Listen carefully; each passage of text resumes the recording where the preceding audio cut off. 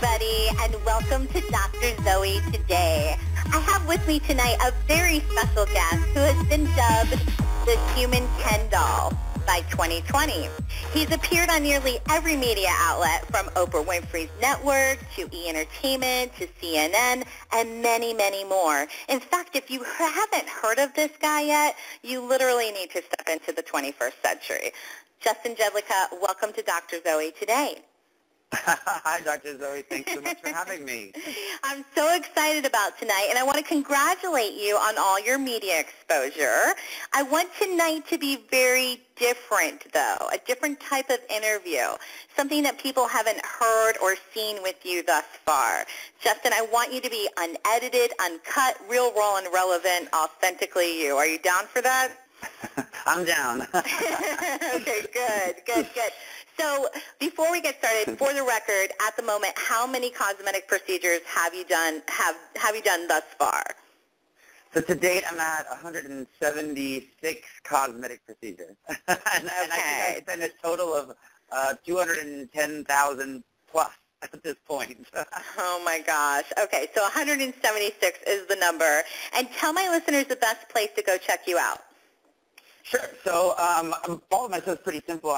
We have our YouTube page, our Facebook fan page, Instagram, Twitter. It's all under Justin Jedlica. It's JustinJedlica, and it all links through my personal website at www.justinjedlica.com.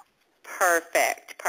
Justin, one of my branding tags has always been the opportunity to reinvent yourself presents itself daily. I think that describes you very well.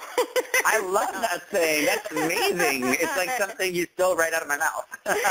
Okay, so I want you to tell my listeners how you grew up. Like, where did you grow up? Were both parents in your home? Did you have brothers and sisters? Kind of paint a picture for us. Sure. I mean, I grew up in upstate New York in a lower-income family. I was the oldest of 4 siblings, 3 boys and 1 girl. My sister is the youngest. And I don't know, there wasn't a lot extra to go around. We kind of shared everything. There was, all of us just boxed into 3 little bedrooms with 1 bath with a dirt driveway, and built our chimney on our house and heated our house on a freestanding coal-burning stove that I used to shovel coal into twice a day. So, wow. My parents did the best of what they could, but, my dad didn't make a ton of money, and my mom was a stay-at-home mother. So life was pretty simple back then. Okay. Now, I know the media has dubbed you as the quote-unquote human Ken doll, but I personally think you have, like, a much more exotic look. Like, I'm Greek and Italian. Ken is like an all-American looking, doll. So what's your ethnic background? Because you have, like, your skin tone is so gorgeous. You've got the dark hair. So what's the ethnic background? Well, thanks, Dr. Zoe. I appreciate it. My mom and dad, honestly, both of their parents are both from Bratislava, so it's the Slovak Republic. So Eastern European, in all honesty, I'm kind of like a purebred in that sense. I actually love having a multi-ethnic look. So when people ask me all the time, is your background of Asian descent? Is there Latin in it?